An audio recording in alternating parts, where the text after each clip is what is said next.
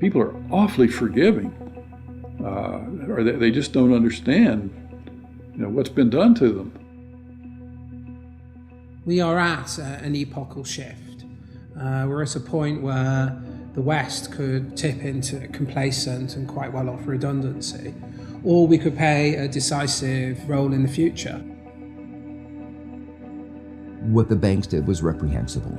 That was why there was the outrage at the greed of the bankers when we gave them money that was supposed to help them lend to others, but they decided to use that money to pay themselves bonuses. For what? For record losses? We are governed by corporations today, often by corporations that don't have very much interest in the United States of America.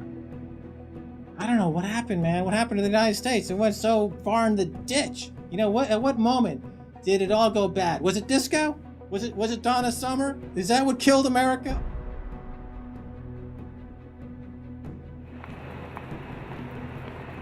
We are entering the age of consequence. A rapacious financial system, escalating organized violence, abject poverty for billions, and the looming environmental fallout are all converging at a time when governments, religion, and mainstream economists have stalled.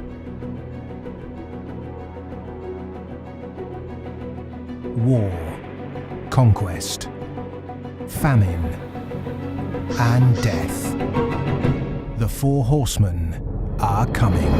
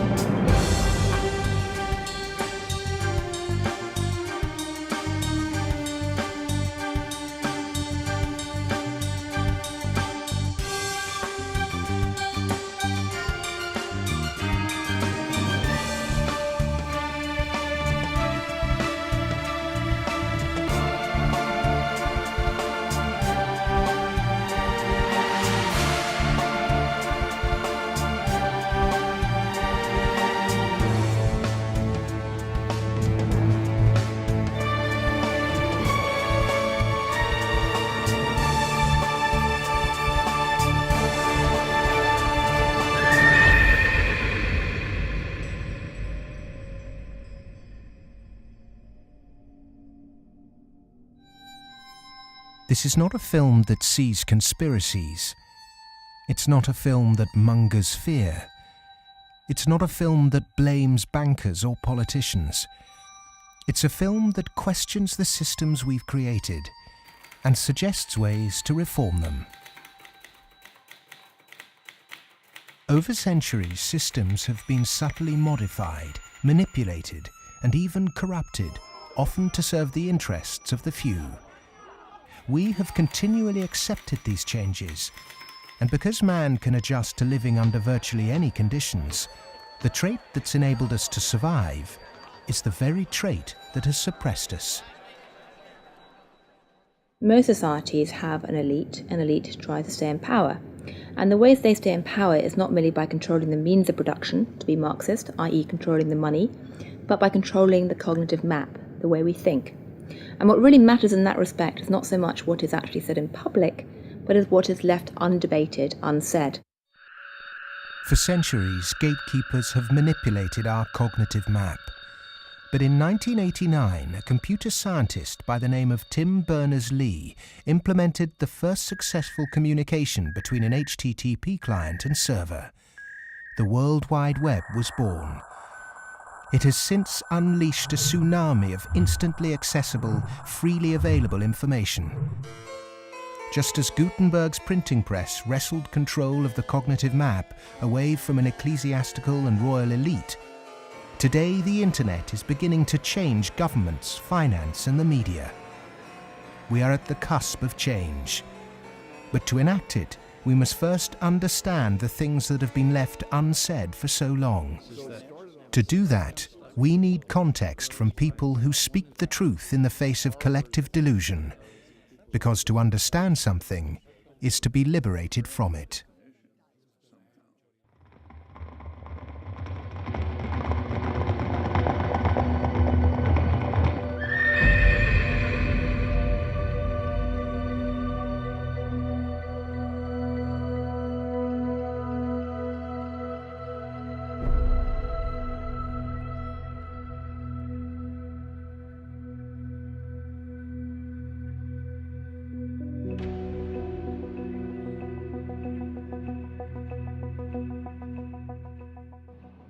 The end of World War II, we had 50% of the world's gross domestic product. We were making 54,000 airplanes a year, 7,000 ships, et cetera, and we were the new Rome. And we recognized it and devised a power management scheme in the 1947 National Security Act to, we thought, manage it. And it worked fairly well during the Cold War. But we haven't done anything since, and I think that's another sign of our inability to grasp the new world, if you will.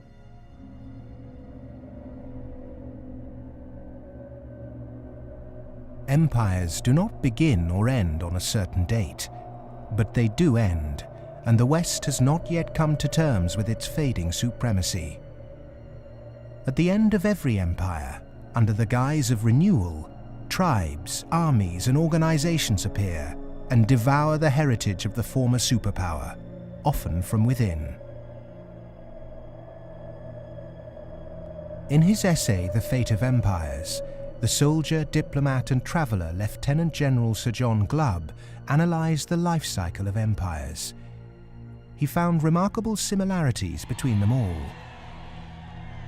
An empire lasts about 250 years, or 10 generations, from the early pioneers to the final conspicuous consumers who become a burden on the state. 6 ages defined the lifespan of an empire. The age of pioneers, the age of conquests, the age of commerce, the age of affluence, the age of intellect, ending with bread and circuses in the age of decadence. There are common features to every age of decadence. An undisciplined, overextended military, the conspicuous display of wealth, a massive disparity between rich and poor, a desire to live off a bloated state, and an obsession with sex.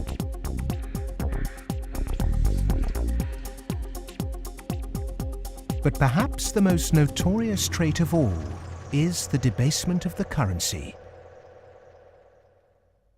The United States and Great Britain both began on a gold or silver standard, long since abandoned. Rome was no different. So it started on a principle that was very sound, and it was on a silver standard. But as it corrupted further and further and further, the Roman denarius got to the point where it was basically a copper coin, and they learned how to plate, and it was washed in silver, and in circulation the plating came off. And at the end, all the senators that really did at one time represent the people only were interested in representing how much wealth they could steal at the top. Great empire wealth always dazzles, but beneath the surface, the unbridled desire for money, power, and material possessions means that duty and public service are replaced by leaders and citizens who scramble for the spoils. Historically, all the signs of the demise of empire are beginning to develop. Some are more trenchant than others. This current financial and economic crisis, that sort of thing always accompanies the demise of empire. The people of Rome were constantly being distracted by the gladiatorial events, and the politicians knew that they did this. Whenever there was unrest among the people, they had a huge event going on, and they created a new event with lots and lots of gladiators, and every day we're doing that. That is a common trait of declining empires. And so today in the United States, for example, you find a tremendous emphasis on all kinds of television programs that distract people from what's really going on. Sports is a big part of that, as it was in the gladiator times. In essence, we've been lulled into a lethargy, and we've accepted it. Just as our sports stars today earn vast sums, so did Roman charioteers. In the 2nd century, one by the name of Gaius Apuleius Diocles amassed a fortune of 35 million sesterces in prize money, equivalent to several $1 billion today. Strangely, perhaps, there's another profession that is disproportionately hallowed as an empire declines. The Romans, the Ottomans, and the Spanish all made celebrities of their chefs. And this again is typifying the end of an empire, where things were so great, we have this last oomph of momentum that we used to be great, and we felt great, and we don't feel it anymore. So everyone is out searching for it. Well, maybe it's in the best food, or the best clothes, or the best music, or the best movies, or a reality TV show, or another magazine. But you can never get enough of what you don't need. What you need is a strong moral conviction that is pervasive throughout the society, and integrity reigns. There's a vast apathy. There's a vast amoralism, even a political nature to it. That is to say, there are vast numbers of people who don't give a damn. And so there's this natural, I suppose, entropy. Any living organism, which an empire is, of course, over time dies. Question is, how does it die? Does it die in a violent cascade of events, or does it die over a long period of time? The baby boomer generation were born into this age of decadence. Perhaps unwittingly, they've broken the unspoken intergenerational contract. Through unfettered consumerism, spiraling house prices, and a desire for eternal youth, the baby boomers have squandered future generations' inheritance. My generation, the generation right after my generation, I think we forgot that little phrase in the preamble to our Constitution, which says, and our posterity. All of a sudden it became us, period. The baby boom generation, which I'm a part of, has gone and done the biggest misallocation of capital in the history of mankind. We have had cheap oil, or cheap energy is a better way to phrase it. We've had an abundance of ideas, and we have chosen a system and perpetuated it that is probably one of the worst ways to use the blessings that were bestowed upon us. And we are going to pay a price for that. Human beings are inconsistent and paradoxical. We hope for peace and immortality, but continually invent new ways to destroy each other. We're capable of the kindest, most noble acts and the most horrific atrocities. Human beings are complex creatures. I mean, for example, we're capable right now, at this minute, of acting in such a way as to make it likely, if not certain, that our grandchildren are going to face terrible disasters. And we're consciously acting to accelerate that likelihood, even though we all love our grandchildren. How can you be more contradictory than that? In spite of all the economic activities of last 50, 60, 70 years since the Second World War, and all the industrialization, we have not yet managed to solve the problem of poverty, deprivation, hunger, malnutrition. Millions of people every night go to bed without food, and millions of people are throwing away their food. Waste on the one hand, and poverty and deprivation and hunger on the other hand. Malnutrition on the one hand, and obesity on the other hand. What kind of system have we created? Why, with such brilliant knowledge on the planet, are we still struggling to distribute wealth fairly? How has the human race developed a flawed system of government and economics that serves the few at the expense of the many? And with such poverty in an age of plenty, why have we not had the will to change such a vicious social structure? Greed is the fundamental kind of ingredients for the immoral economy. The problem is not that there's not enough in the world. People say that there's a poverty, we have to create more wealth. There's enough in the world for everybody's need, as Mahatma Gandhi said, but not for anybody's greed. But is it just greed, or does it go deeper than that? Is the problem systemic?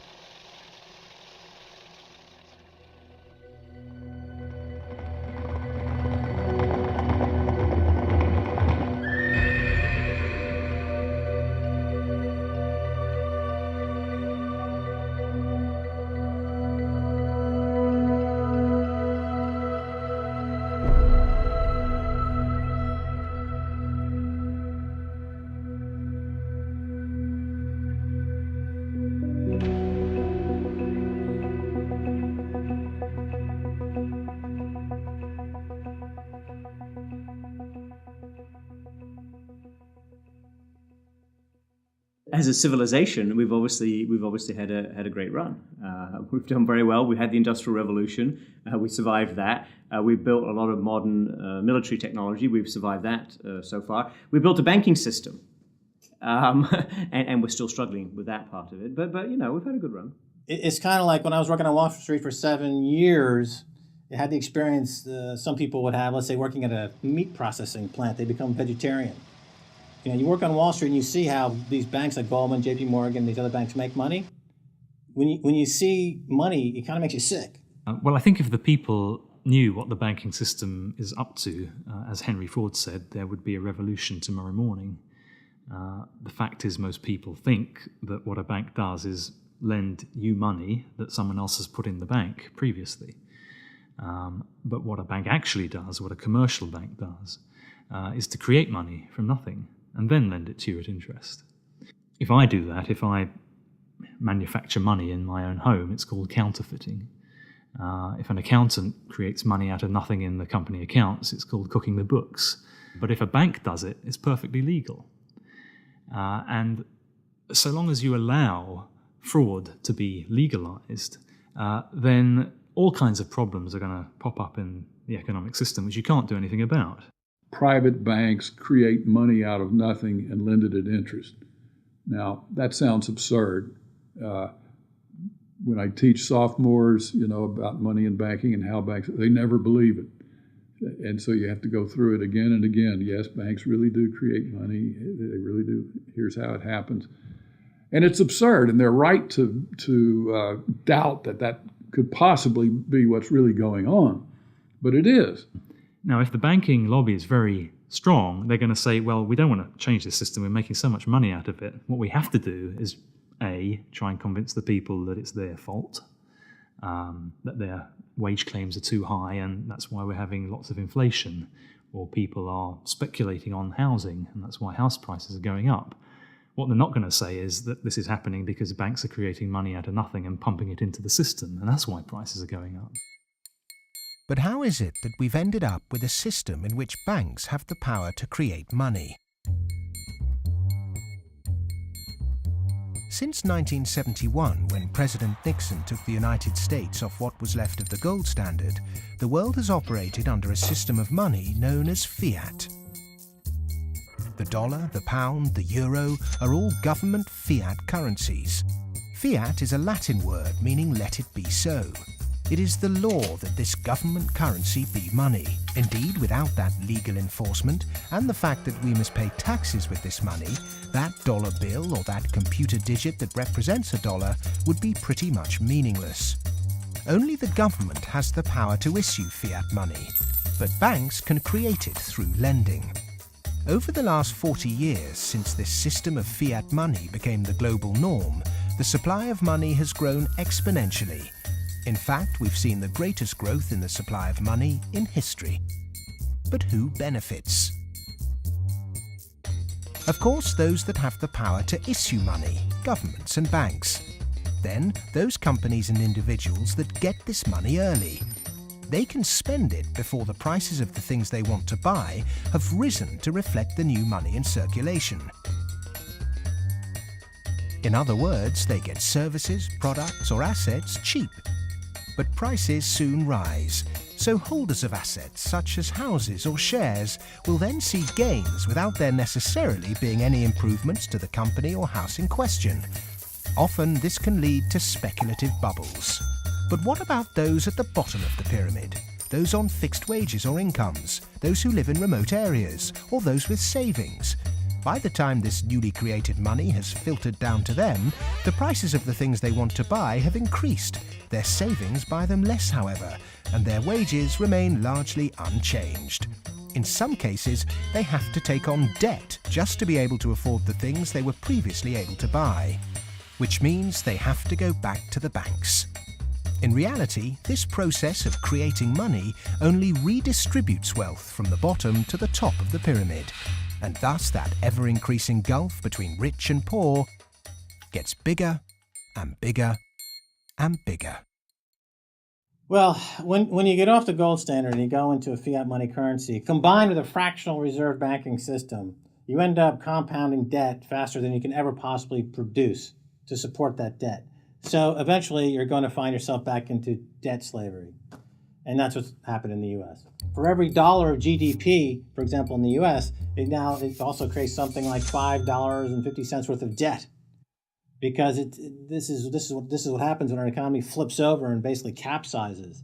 And of course, the government solution now to address all the problems is basically to create more debt. You can never get enough of a currency that doesn't work. You can print it till kingdom comes, but you can't print wealth, and you can't get yourself out of debt by making more debt. If you could print wealth, Zimbabwe would be the largest, most prosperous country on the planet. We all know it doesn't work. Of the money in the world today, 97% of it is debt. The French philosopher Voltaire once said, "All paper money eventually returns to its intrinsic value, zero." For 3 generations, the world watched the fight between capitalism and communism. But in the 1980s, the Russian economy started to collapse. The Soviet Union capitulated, and so-called capitalism reigned supreme.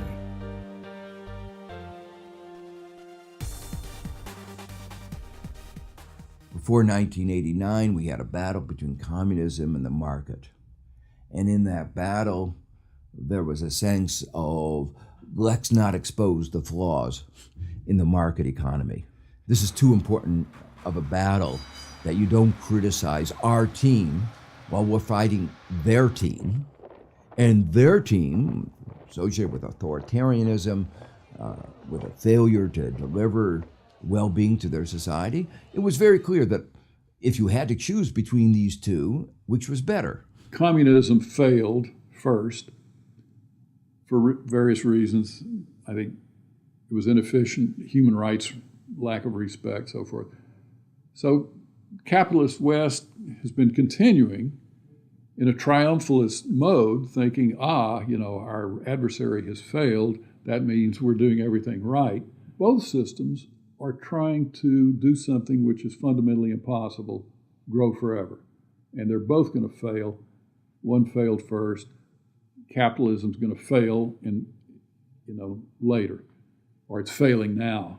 America right now is in a very interesting position because in the past 200-300 years of its history, it's a culture and a country which has almost always existed on the assumption that resources could be expanded. If there was a problem, you always try to deal with it by expanding the pie. Go west, young man. Make the pie bigger so that everyone's got a bigger piece. Now it's faced in a world where possibly resources are beginning to be more constrained and where it's going to have to divide up that pie and inflict pain on people. And that's something which it is not well prepared for. How has the country moved so far from the intentions of its founding fathers? How has the American dream become so distorted? Over the last 30 or 40 years, capitalism has taken this extreme form. And a lot of it goes back to the economist Milton Friedman from the Chicago School and Ronald Reagan and Margaret Thatcher and others buying into these policies that really encourage people to take on huge amounts of debt, encourage privatization, smaller government supposedly, although bigger military, so actually the government spending goes up. deregulation, getting rid of rules that govern the people who run our institutions, especially our corporations. It's as though we suddenly are supposed to believe that the human beings who sit at the top of corporations don't need to be regulated. They're some sort of gods.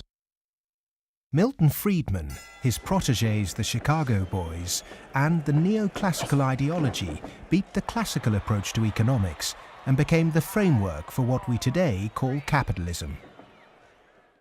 There are two main competing economic approaches which determine how we humans manage the world and distribute wealth. These are the classical and neoclassical schools. The classical school favours less government interference, more personal autonomy, and recognises that humans cannot function without natural resources. The neoclassical school, which has a more dismissive view of natural resources, thinks government should rule the economy, solve social problems, and leave the free market to look after the distribution of wealth. The neoclassical school emerged around 100 years ago due to vested interests' desire to protect their assets. This meant that neoclassical mathematical models and assumptions were divorced from reality. They're based on what ought to be, instead of the classical models which are based on what actually is.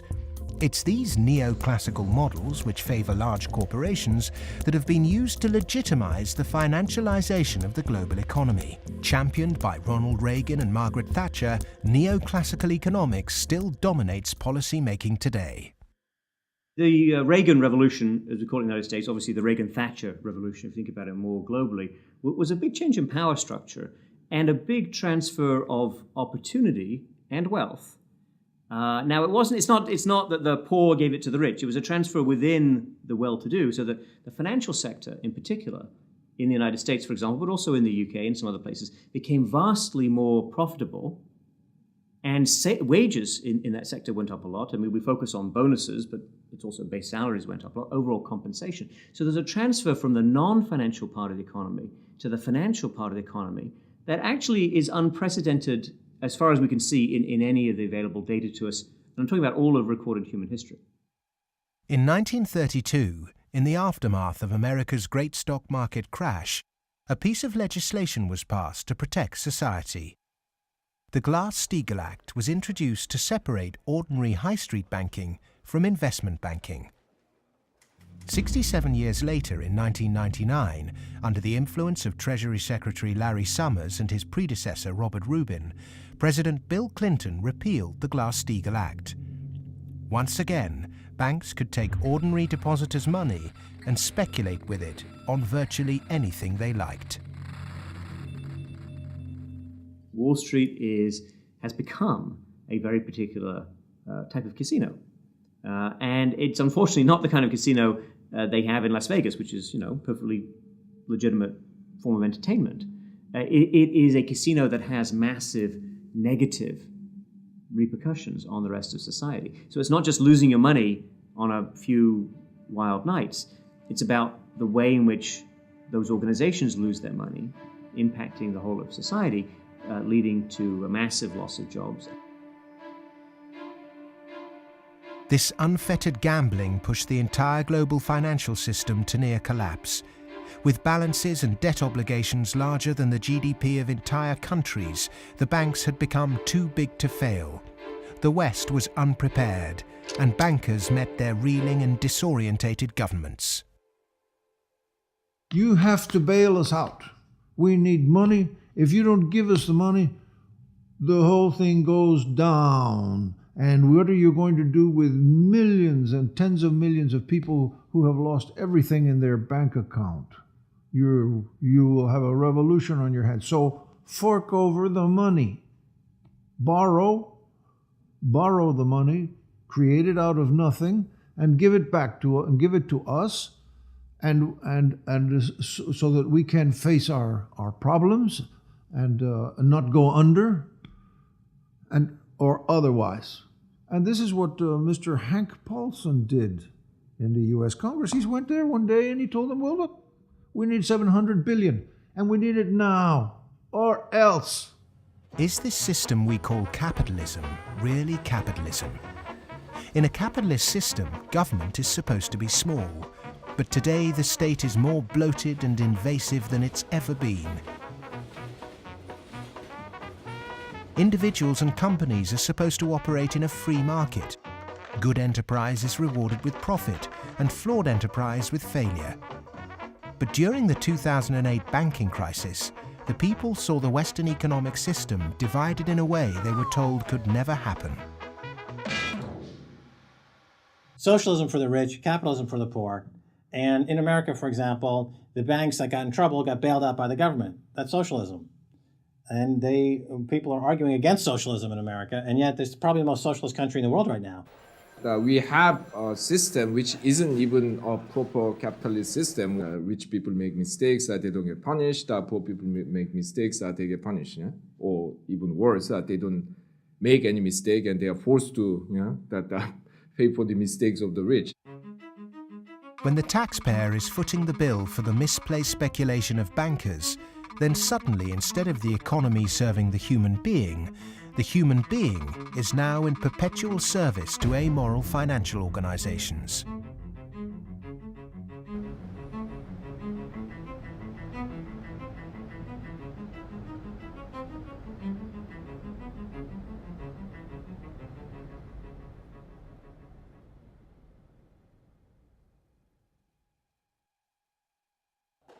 It was the head of the Federal Reserve Bank, Alan Greenspan, who after 9/11 slashed interest rates to encourage lending. Bankers needed new participants to keep cash flowing into a system that had become a global pyramid scheme. All this newly created money entered the housing market and created unprecedented inflation. House prices rose and rose. New mothers were forced back into the workplace to service huge home loans, and the Anglo-American dream became all about land speculation. The housing market in the West isn't about ownership. The housing market in the West, because it's the only way ordinary people can get ahead, and ordinary people can't get ahead but by wages. What we've created is a mass bubble economics around housing. As that sucks in a huge amount of capital, takes capital for genuine innovations in the economy, and puts it into a speculative use that has no genuine productive outcome. It's interesting, if you talk to people in Germany, for example, they don't see a connection between owning a piece of property and being inclined towards being democratic. There's lots of people who rent their housing there, and they're perfectly comfortable with that arrangement. But it is true that in somewhat different contexts, both Mr. Reagan and Mrs. Thatcher pushed for more people to own housing. And actually, this is part of the problem, because if you push people to buy housing before they're ready, and if you push very dubious loans on them, and they don't understand what they get themselves into, you can have huge adverse repercussions, exactly what led to, in part, the subprime housing crisis in the United States. That's not anything to do with democracy, that's just a bad economic idea. The breakthrough that occurred around the year 2000 in the United States was when bankers found out that the poor are honest. And they realized that if you're poor, if you're not rich, you have a different set of values. And you think that a debt is a debt, and it's something that has to be paid. And that people will try to pay the debts that they're stuck with, even if the debts are not valid, even if the debts are much more than they expected, even if they really can't pay the debts. The lending and banking institutions, when they drew up contracts with interest rates, with flexible interest rates, I think they knew in the beginning that these problems were going to come back later on, where folks weren't going to be able to afford the mortgages as the interest rates increased. It put a lot of people in situations where they were taking food out of refrigerators, taking kids out of higher education. They're not able to afford college anymore. And it is making a really, really bad situation worse. The banks engaged in what was a criminal conspiracy to charge more to the blacks and Hispanics. The banks got together, backed the Bush administration to block the state prosecutions of racial lending in order to exploit and charge more to the minorities. These are loans which were made by one of the major lenders in the city and in this country, Wells Fargo, in which Wells Fargo targeted minority communities in the city, put borrowers into loans that they could not afford, put borrowers into loans that were of the subprime variety, therefore more expensive and less advantageous to the borrowers. Hiding predatory lending practices in the small print of complex financial products was only ever going to enrich one set of interests. Many of the communities in which African Americans live in the city were establishing momentum. There was development activity that was occurring. We were seeing signs of vitality in many of these communities, and the results of the Wells Fargo foreclosures and the subprime lending practices of that lender and others has significantly impaired that progress and brought it to a halt. They're not worrying about, they don't come in the heart of it. Like you in the heart of it, so you see. They don't really see the struggle if they don't come in the heart of it. They see the outside of it. That's like looking at the cover of a book and seeing the outside of a book, but if you don't go inside the book, then you'll never know what the book about. So they're not worrying about nobody else but themselves. And I think it's wrong, because if they come in the heart of it and they see it, they'll be willing to help. What happened in Baltimore is just one example of what is happening all around the world. One way to frame this injustice is by branding it a race issue.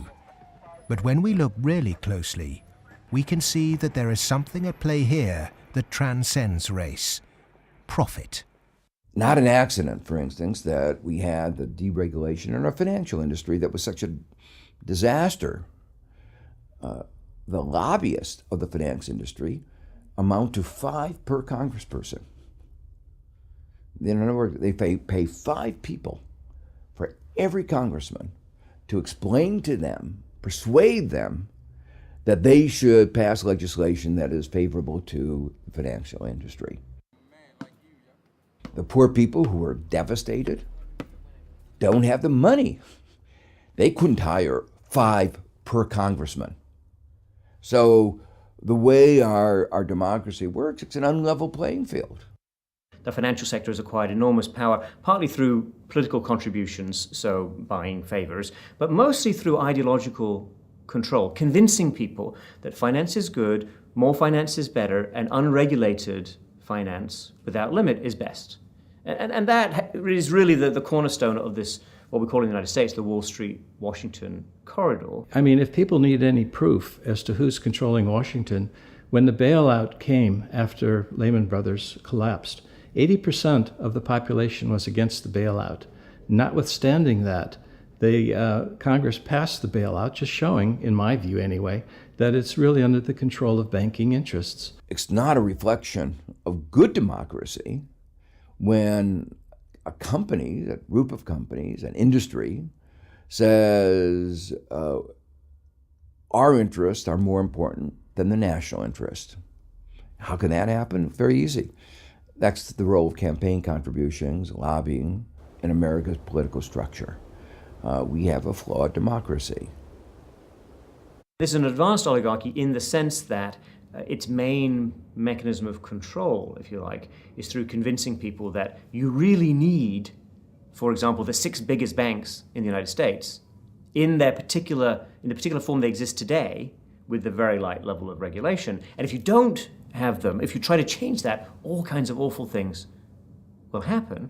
And this is not really blackmail. I mean, it sounds like blackmail, but they convince you it's not blackmail, it's just that's the way the world is. There's nothing you can do about it. Oh my goodness, you just have to cooperate with them. It's very clever.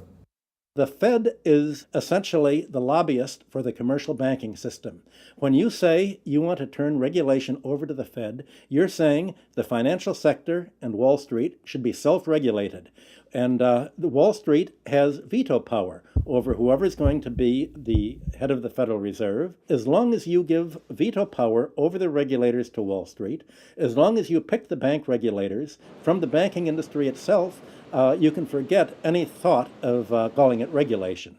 It's deregulation, and to call it regulation instead of deregulation is using Orwellian doublethink. Democracy is government by the people. Plutocracy is government by the rich. In a typical plutocratic state, economic inequality is high, social mobility low, and because of continuous exploitation of the masses, workers find it nearly impossible to climb out of poverty. The equal voting rights movement in the early 20th century abolished a system where rich people had more votes than poor people. But today, lobbying has put pay to that and reduced the American political system to a mere clearinghouse for the concerns of the rich.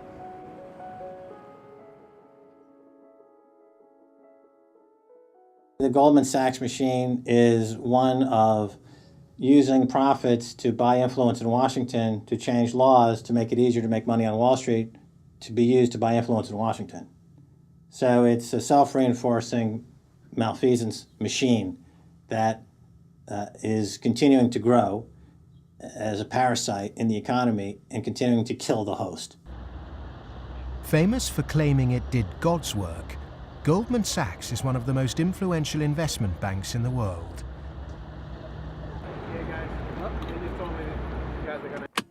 Its alumni often occupy positions of great influence in governments and central banks. In September 2008, barely a month before the stock market crash, Goldman, supposedly a pillar of the free market, changed its banking status from investment to commercial. This meant it was now eligible for state protection. Socialism for the rich, right there. Goldman Sachs are extremely efficient at what they do. Their task is to make money. They make bank robbers like Willie Sutton look like modest amateurs. They're huge bank robbers, but it's legal. The system is set up so that they can do it. In the recent years, they've been selling securities put together from mortgages that they knew were worthless. So they're selling these things to unwitting consumers, making a ton of money on it. Meanwhile, they're betting that they're going to fail because they know that what they're peddling is rotten. So they placed bets with it's called credit default swaps and other things with a huge insurance company, AIG, and that was insuring Goldman Sachs against the failure of the stuff they're peddling. During America's subprime collapse, Goldman traders Michael Swenson and Josh Birnbaum made a $4 billion profit by short-selling junk mortgages. Backed by Dan Sparks, internally Goldman Sachs called their position the Big Short and bet against their own clients. Senator Carl Levin called Goldman Sachs chief executive Lloyd Blankfein to a Senate subcommittee to testify under oath. Much has been said about the supposedly massive short Goldman Sachs had on the U.S. housing market. The fact is, we were not consistently or significantly net short the market in residential mortgage-related products in 2007 and 2008. We didn't have a massive short against the housing market, and we certainly did not bet against our clients. Riding the Big Short in 2007 made billions of dollars for Goldman. And so far, they've got away scot-free with this massive heist. So they're now back bigger than before, richer than before, biggest profits they've had in history, huge bonuses. They're doing great. A lot of what they're doing has, in fact, probably maybe all of it, has almost nothing to do with the benefit of the economy. Can there be any objection to genuinely talented people earning big money if they bring something new and tangible to the world? If they take great personal risks with their own money and actually bring greater prosperity for all? In a free market, if I have a brilliant idea that I can run an automobile on grass clippings, as an example, and I produce that car, my motivation might be to make money. But if the market says, my goodness, this is the greatest automobile ever invented by mankind, and I make $1 billion, I've not only served myself, but I have served everyone else that needs transportation. And that is the brilliance of a free market, is that paradox that you can serve yourself and simultaneously serve others. And that's what it's all about. But how many of the general public have achieved greater prosperity through a banker's bonus? It was against the holy backdrop of St. Paul's Cathedral in London that Goldman Sachs vice chairman and mouthpiece Lord Griffiths gave insight into how certain bankers really think. The devoted Christian defended extortionate bonuses. I'm not a person of despair, I'm a person of hope.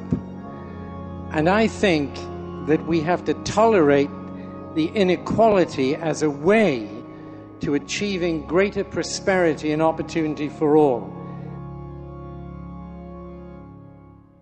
The fundamental Christian view, and I would say of Islam as well, and certainly of Judaism, is that wealth is to be shared. money has to be shared. You can't take it with you. And from that develops a whole lot of stuff about justice and the economy and so on.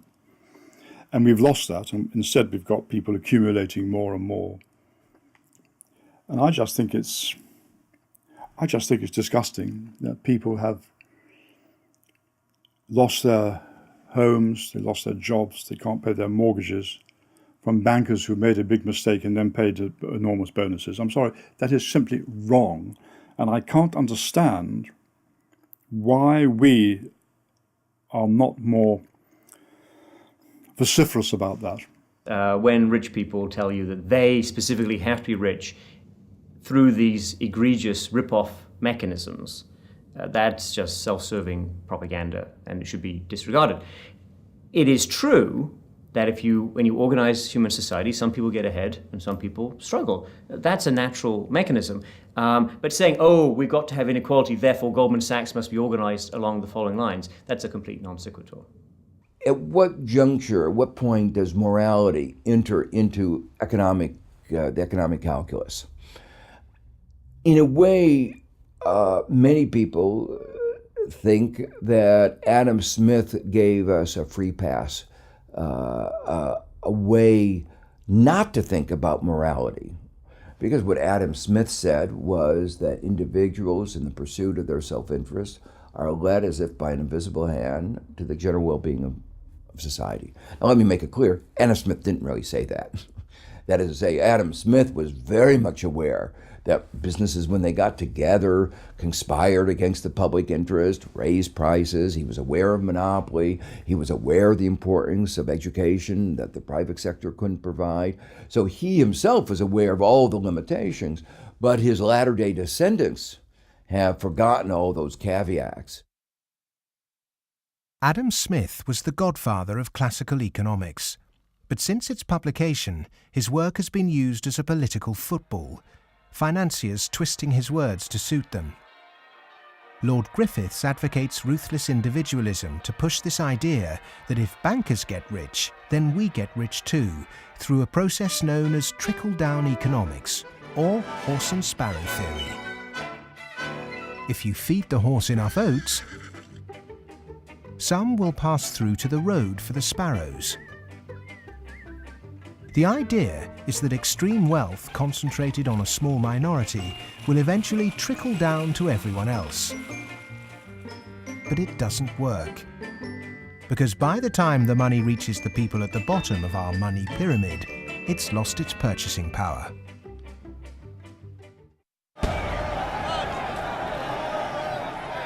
But the public are now confused as to why our political leaders have allowed this to happen, and quite naturally now ask why. Because our political processes are badly flawed. They're badly flawed because of the dependence on lobbyists, on campaign contributions.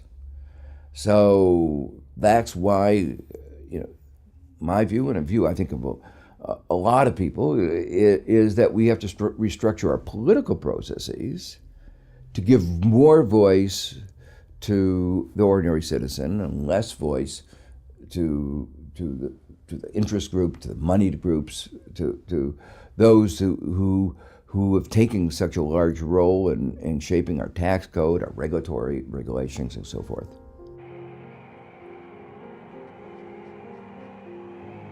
I stood on the front step of Colin Powell's house, and I look at him and say, what next, boss? And he says, what do you mean? And I said, what next? Where are you going next? I'm going to write my book. I said, no, I know you're going to write your book, but you're not going to do that for the rest of your life. Where are you going next? He said, maybe a cabinet position, but first, money. I said, money? He said, yeah, millions. That's the only way you can be a cabinet officer in the American government. Oh, wow. The Democrats and the Republicans are beholden to corporate interests, and until they become unbeholden to those corporate interests, we will never have a well-governed republic.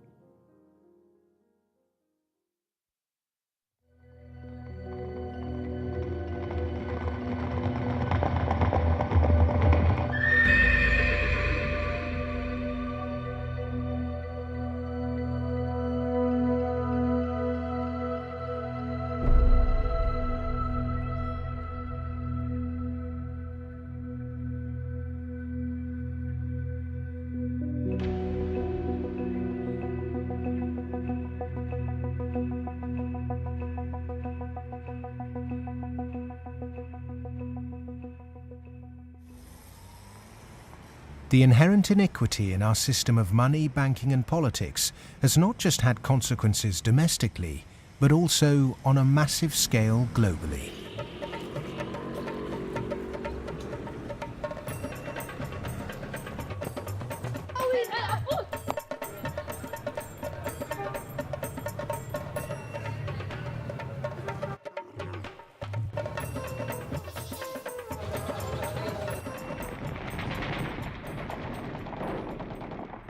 Western leaders have presented their military campaign in Iraq, Afghanistan and Pakistan as a moral obligation. But are there other reasons for it? The first financial beneficiary of America's foreign policy is the military. In particular, those who supply it with arms and equipment. The military has won wars, but how successful has it been in its bigger aim to eradicate terrorism?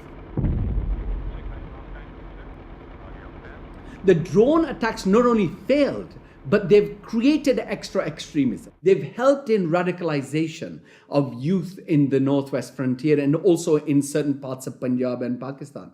And because time after time, and sometimes, there's a feeling that America does this deliberately to destabilize Pakistan. I'm not so sure about that, but I certainly think those people who actually support this policy, every time you kill 10, the so-called terrorists, you create 500 more because they see the drone attacks as an attack on a sovereign state of Pakistan.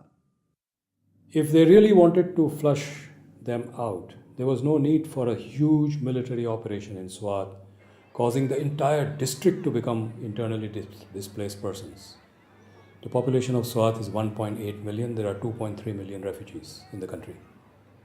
The whole district has been emptied. This wouldn't have been necessary if they had carried out a surgical commando operation to get the militant leaders. But they allowed them to escape, all of them. After the military, the next financial beneficiary are those who win the contracts to conduct the rebuilding process.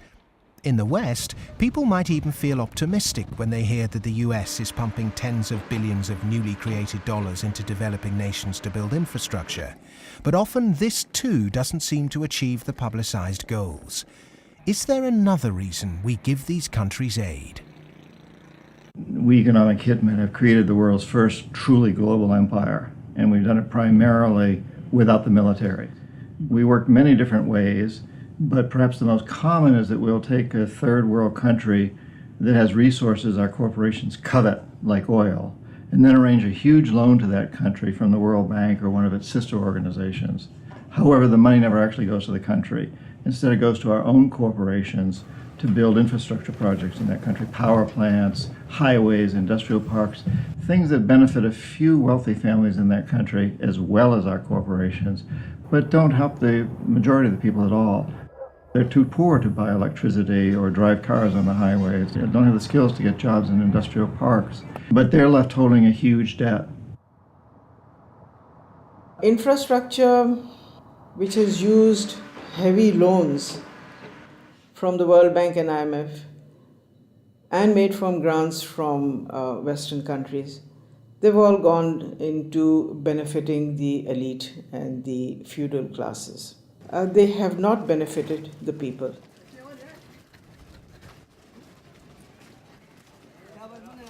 A lot of money goes to these consultants and companies from the West who charge huge amounts of money, and actually the real money on projects and on ordinary people is very limited. The masses have very little already. So those landlords who have the infrastructure and who are going to make money because of the infrastructure that is built through their roads, they will prosper.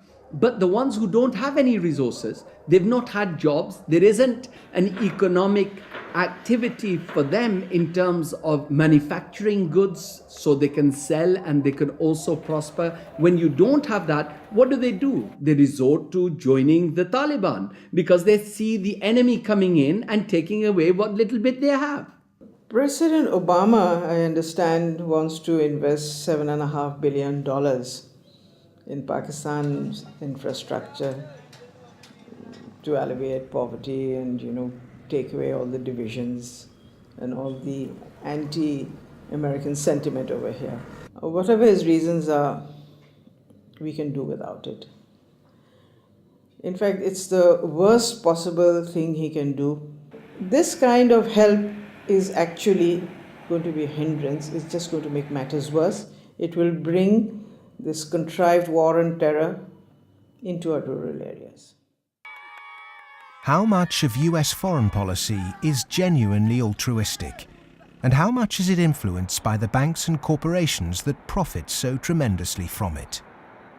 America's evangelism of democracy is riddled with contradictions, not least of which this idea of promoting democracy at the point of a gun, or opposing regimes which are democratic but not in the way that America wants. So too, this idea that America has been promoting free market capitalism has also been riddled with contradictions, because the reality is that American firms tend to make most money when countries are at the cusp of change, certainly American financial firms, and in a sense they want markets that are changing structurally, but not too free and too transparent, because they make money when markets are a bit opaque. Is it any wonder developed nations are fighting in underdeveloped countries when so many are making so much money out of it, without ever really having to face up to or even witness the consequences of their actions?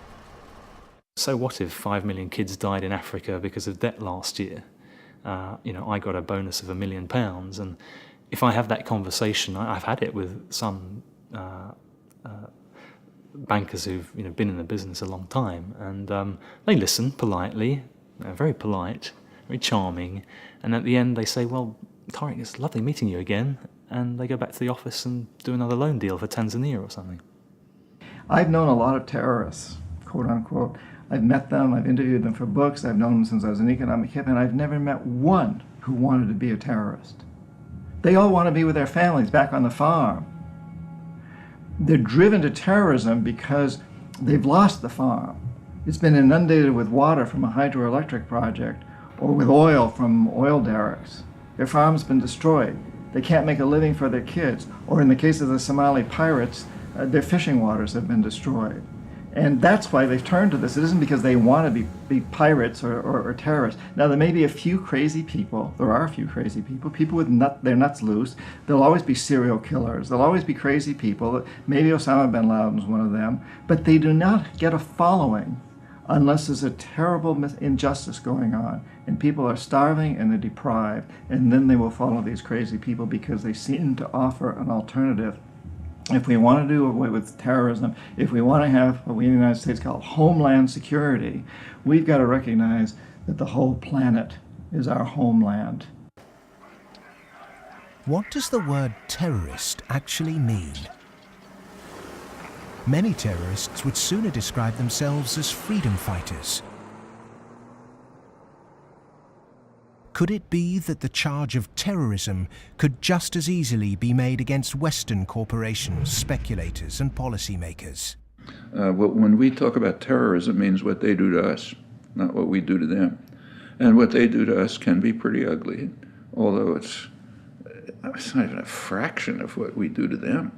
I mean, take, say, 9/11. That was a pretty serious act of terrorism, maybe the worst single act of terrorism in history. But it could have been worse. I mean, suppose, for example, that Al-Qaeda had bombed Washington, bombed the White House. It killed the president, installed a harsh military dictatorship, brought in a bunch of economists who drove the economy into its worst disaster in history. Well, that would have been worse than 9/11. And I'm not making it up. It happened. What's called the first 9/11 in South America, namely in Chile. On the 11th of September 1973, the democratically elected Chilean president Salvador Allende was overthrown in a coup. A dictatorship under Augusto Pinochet was established that ruled Chile until 1990. There was the systematic suppression of all political dissidents. Thousands were imprisoned and murdered. Who was involved in that first 9/11? It's not hard to find them. Right in Washington and London and so on. But that's off the agenda. It doesn't count. There's a principle of ideology that we must never look at our own crimes. We should, on the other hand, exult in the crimes of others and in our own nobility in opposing them. The root causes of so-called terrorism will not be solved by increasing economic inequality. If governments really are serious about combating terrorism, then they must start with real structural reform back home. As long as banking empires chase infrastructure and debt deals in pursuit of profit, the West will continue to export injustice through finance. Millions more will be displaced, terrorism will thrive, and neo-colonialism will continue to end more and more lives around the world.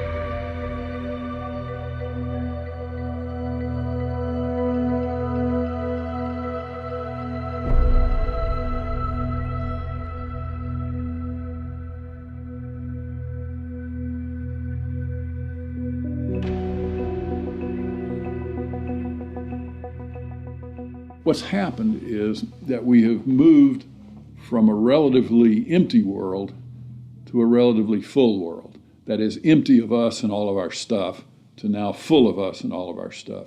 In my lifetime, the world population has tripled.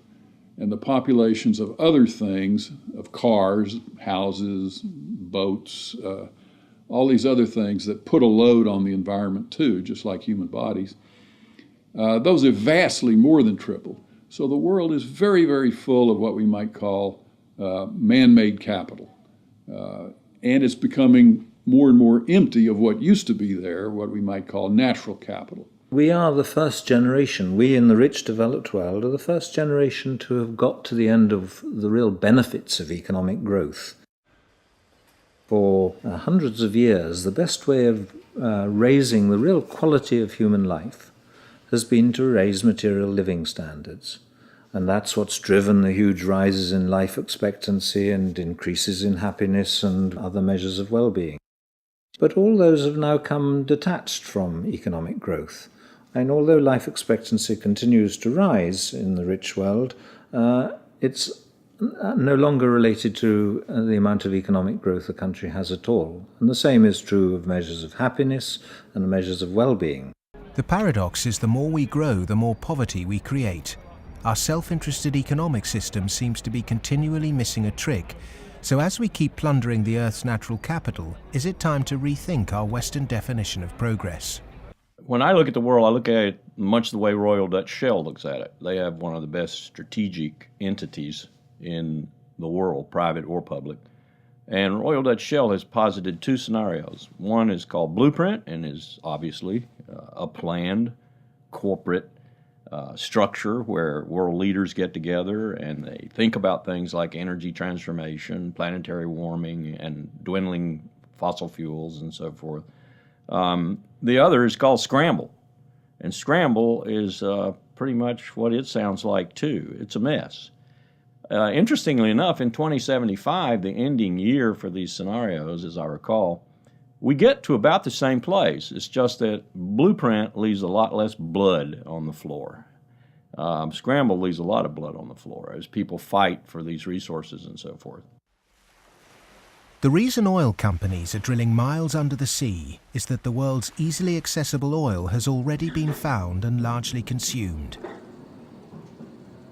Not only are oil supplies dwindling, major new metals discoveries are becoming increasingly rare. 40% of the world's agricultural land is seriously degraded, and ever more volatile yields continue to be unevenly distributed. It may be that the looming environmental threat is not global warming, but the exhaustion of the world's resources. We're We're going to have struggles for finding land sufficient to grow the agricultural products for what the United Nations says is going to be a 9 billion Earth population. We're going to struggle over non-renewable fossil fuels as they run out. I think Shell posits about 2075 they'll be gone. And we're going to struggle over things like water and other precious resources that are necessary to our life and to our economy. And this could be, as Shell says, a blueprint affair with world leaders working together to share alike. Or it could be a real mess, and Shell, incidentally, bets on the mess.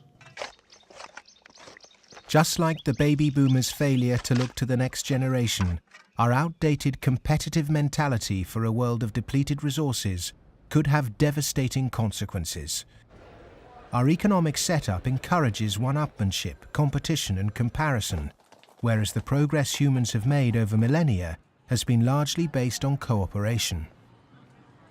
In any species, in almost any animal, there is always the potential for huge conflict, because with any species, all members of that species have the same needs, so they might fight each other for food and shelter and nest sites and territory and sexual partners, all that kind of thing. But human beings have always had the other possibility. We have the possibility to be the best source of support and love and assistance and cooperation, much more so than any other animal. And so other people can be the best or the worst. You can be my worst rival or my best source of support. In a progressive society, to meet our common economic, social and cultural needs, we must move from globalization to localization. The benefits of a communal sense of fellowship, responsibility and purpose in a life driven by production, not consumption, would lead to happiness and satisfaction. Indeed, we must ask, have our modern consumerist lifestyles made us happy? I think if one had been living in the 19th century and somebody had told you that 100 years later people were going to be living in this extraordinary wealth and comfort, with central heating and being able to throw away such a high proportion of our food as we do, we'd imagine that we'd be living in a state of extraordinary social harmony and everything would be rosy. And it's really quite remarkable, the contrast between, if you like, the material success of our societies and the social failure. The growth economy demands that we make consumption a way of life. He who dies with the most toys became the ambition, and retail replaced spiritual satisfaction. Unsurprisingly, sales of antidepressants skyrocketed. The fact is that the world economy over the last few years, a good share of my lifetime, has been built either on the military or on producing items that most people don't need and really don't even want when you come right down to it, but we all got to have them. Consumerism is driven by our extraordinarily social nature, that we want to have the stuff so we look good in other people's eyes. It's because I experience myself through other people's eyes, the feelings of shame and embarrassment or pride and maybe feeling envied, all those things. So, the goods are just a way of, if you like, mediating the relationship between yourself and others in this extraordinarily alienated hierarchy. What's really suffered is human relationships, family life, the things that really matter to us. And in the end, the only thing that makes human beings happy isn't money. It's very clear that past a certain level, you only get marginal gains from wealth. What really makes us happy is other people. It's our relationship with other people that's really been damaged by the last 30 years. We trust them less, we have less interaction with them, we bond less than ever before, we marry less and marriages are under more threat than ever before. And all the associations that represent sort of permanent, unconditioned human affection are being eroded or damaged. And that's the real legacy of the last 30 years. And in some sense, we've got to recover and rehumanize our lives. Otherwise, not only will they be nasty, brutish and short, but they'll be lonely. The West is coming to the realization that its human project is failing. The West was so convinced that if you push people to achieve as individuals, the accumulated achievement of individuals would make for a successful society. And what the West is now beginning to realize is that the individual achievement without incorporating the vulnerable community is a myth. The idea was make your own life, be individually aspiring, and then you'll be individually achieving, and then you'll be individually prosperous, and then you'll be individually happy. You end up doing that in a glass jar. And the glass jar has a limited height, and it's encapsulating, and in the end, you die of lack of oxygen. Human beings are alive because they seek attachment and because they're propelled by affection. So the isolated, achieving individual in the end implodes. In order to find a purpose in life, it has to be outside yourself. It matters not how you construct it outside yourself, as long as it's a positive value added to society pursued. But it has to be outside yourself. It can't be yourself. If you're pursuing yourself, you're pursuing the abyss, as Nietzsche said. You are going to wind up in the abyss.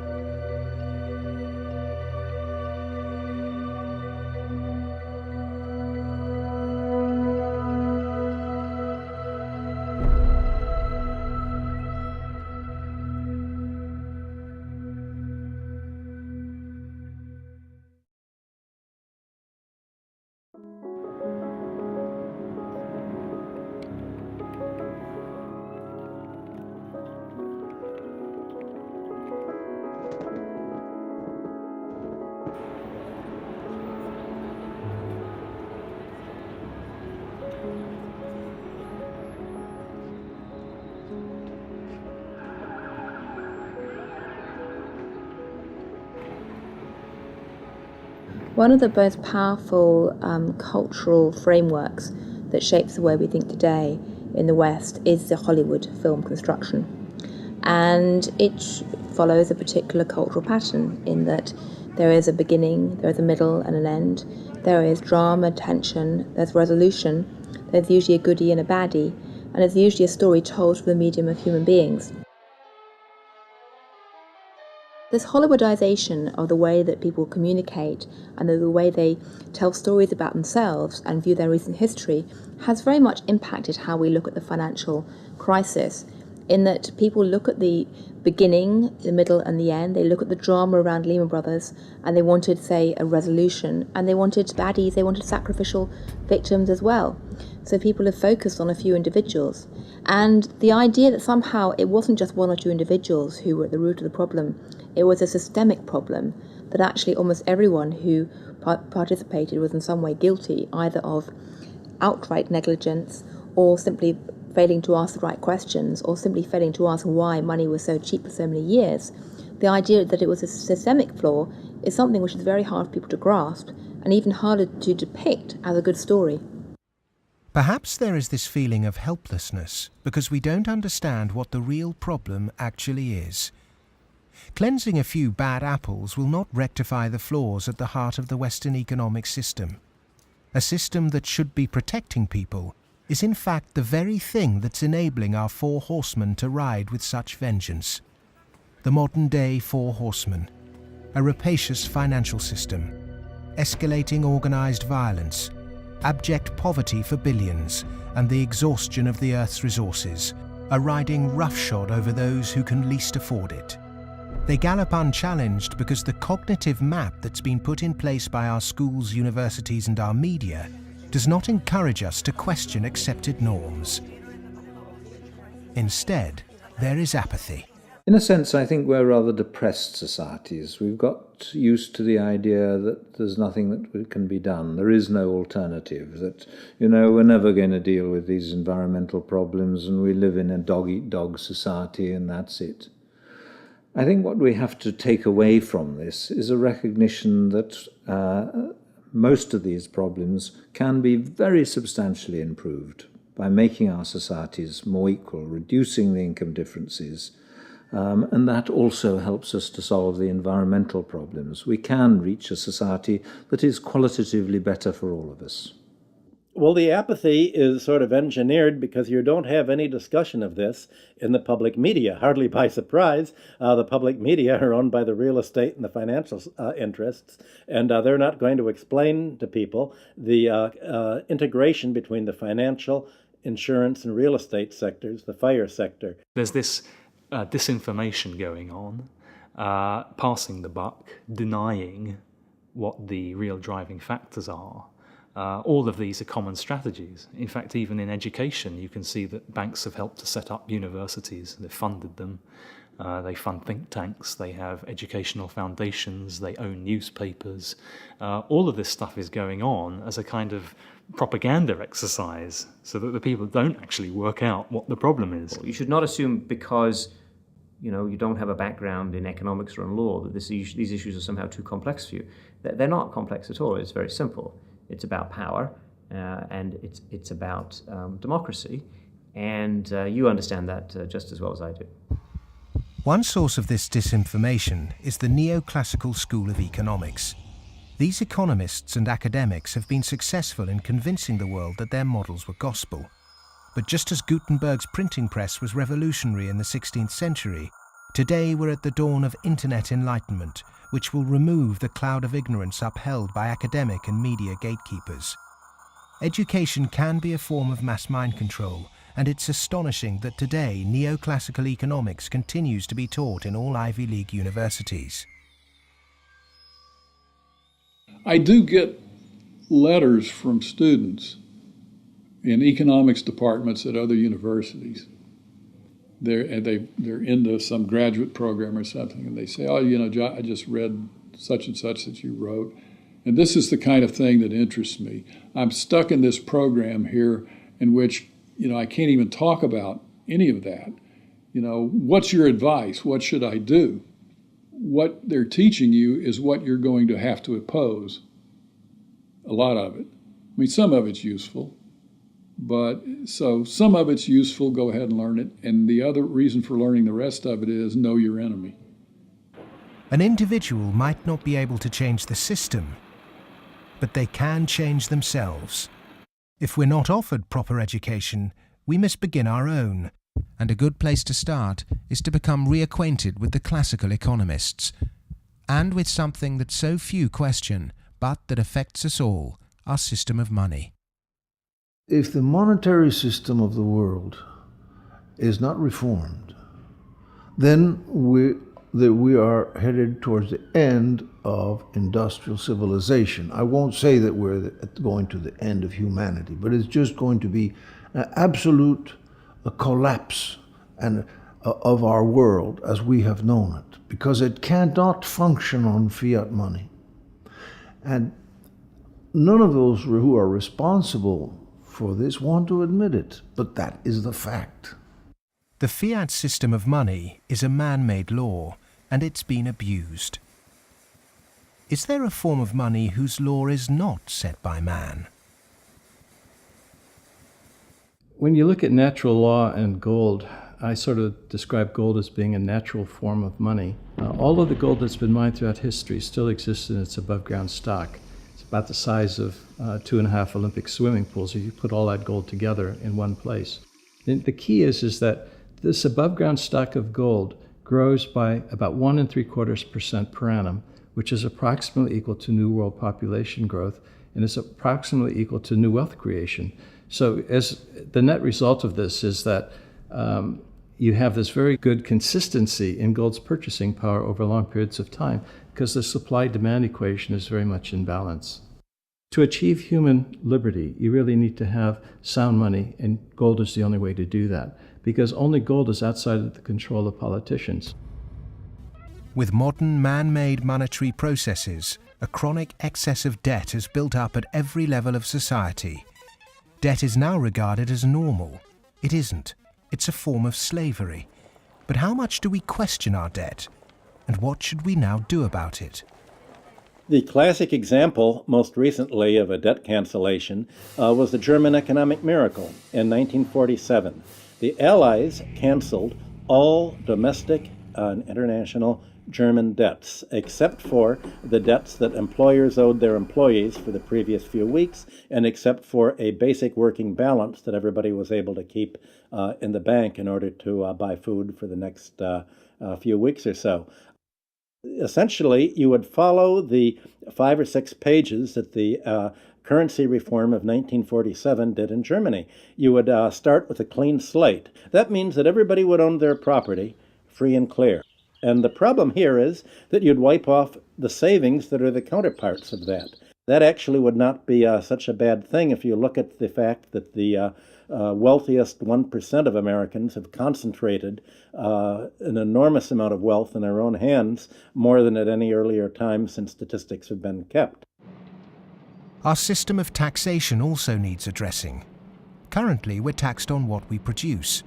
Perhaps it would be more progressive to tax what we consume. How many American people realize that the Founding Fathers never intended Americans to be taxed on their labor? In other words, they weren't meant to pay income tax.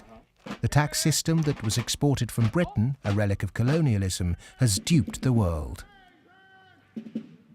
The most important element of a tax system is to do what everybody expected to be done in the 19th century, and that is to base the tax system on land taxation, on the free lunch of land value, and on what John Stuart Mill called the unearned increment, the income that landlords made in their sleep, as he put it. Who made oil in the ground, coal or iron ore? These are things which are not the products of human effort. Of course, extracting them is, but their existence is not. And so the rents from natural resources are a wonderful source of taxation. Nobody made them so, and when you do tax them, you cause all of us to use them more efficiently. So this seems like really the excellent thing to tax, rather than labor and capital. If the governments used this land site value that's supplied by nature, not by human labor, not by personal enterprise, then the government would not have to tax wages in the form of income tax. It wouldn't have to imply sales tax that add to the price of doing business, and it wouldn't have to add the proliferation of business taxes.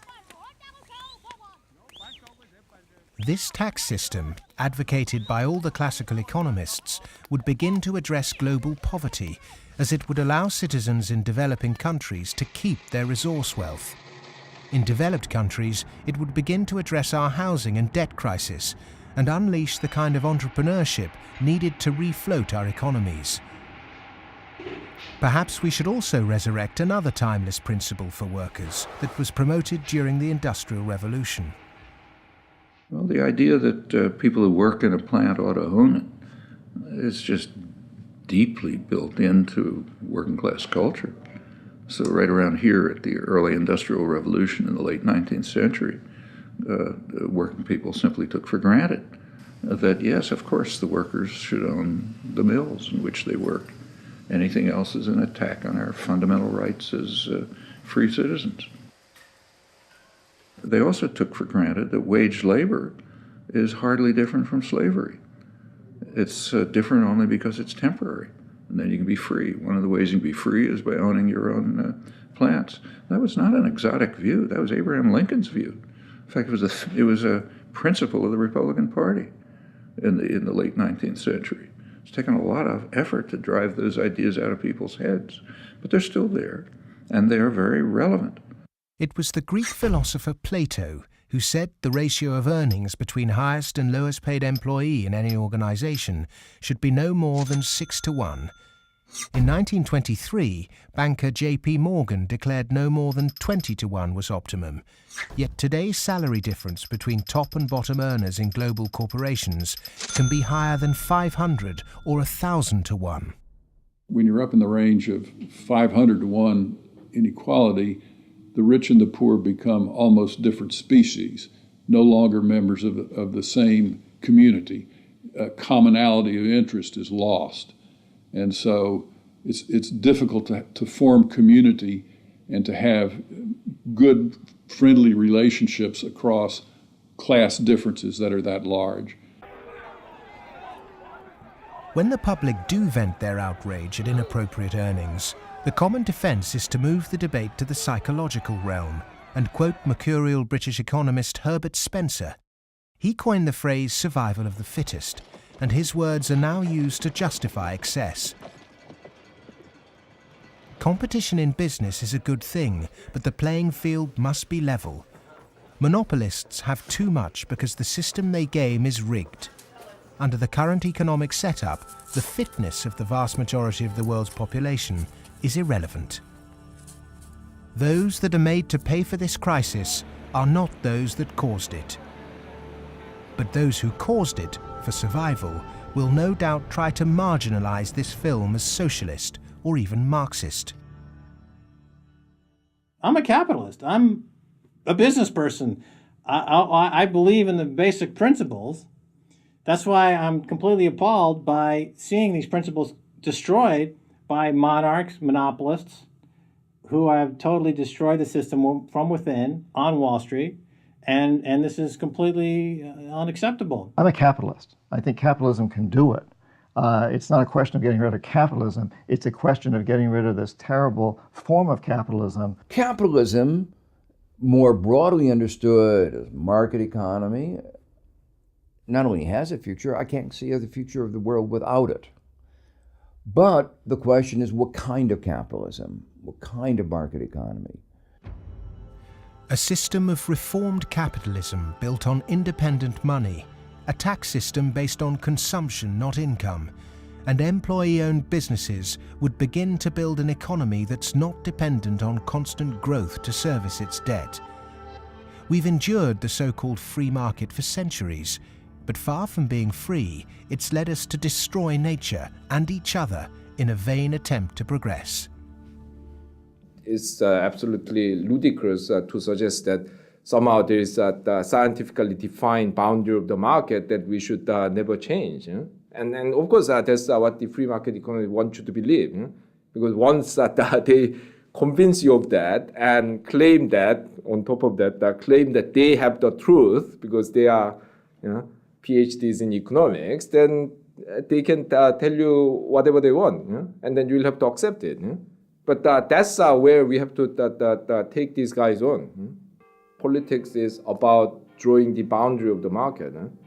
When you think about it, a lot of things have been taken out of the market over the last 2-3 centuries.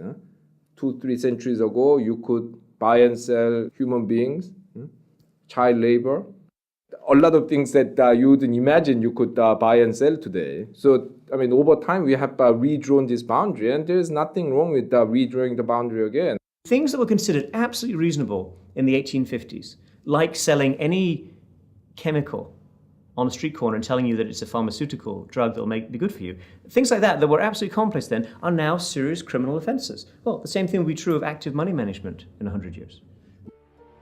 The breakdown we saw in the Great Depression and witnessed again at the beginning of the 21st century occurred because in the name of growth, much was taken out of the system by those who contribute very little. Multinational corporates and banks will always want to grow without having to compensate those people who actually do the work to produce the surplus. In the past, every time too much was taken by those who contributed little, people rose up to halt the violent practices enacted by a tangible enemy. Today, the question is, with such a formless enemy pervading every element of our economic and democratic process, can it be done again?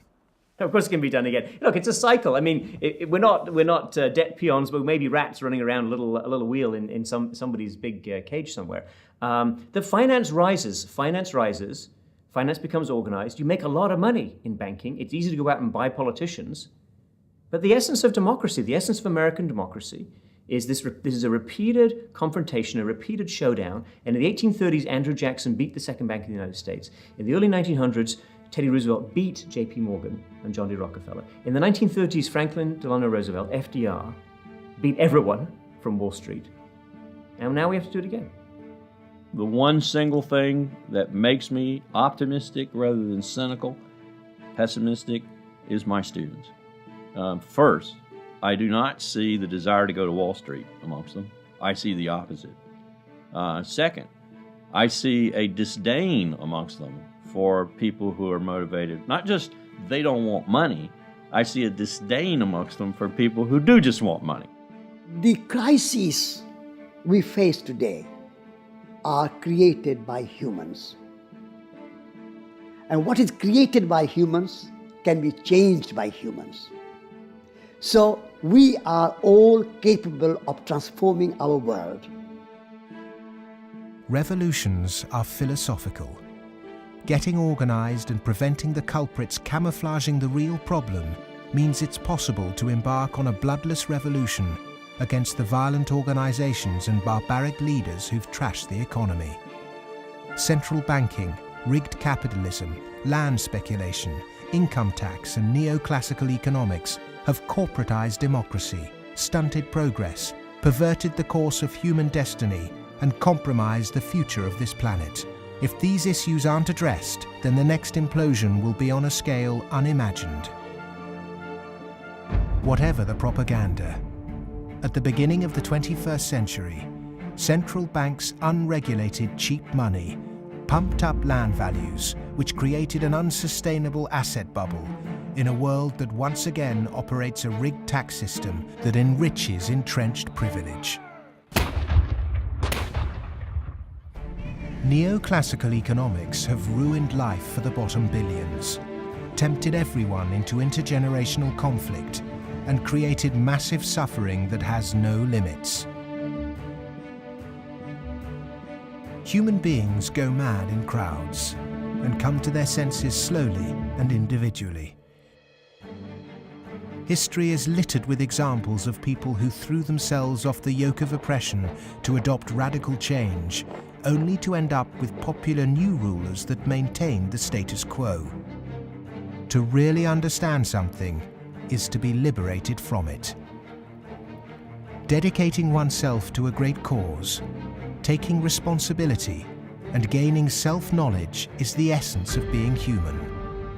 A predatory capitalist's truest enemy and humanity's greatest ally is the self-educated individual who has read, understood, delays their gratification, and walks around with their eyes wide open.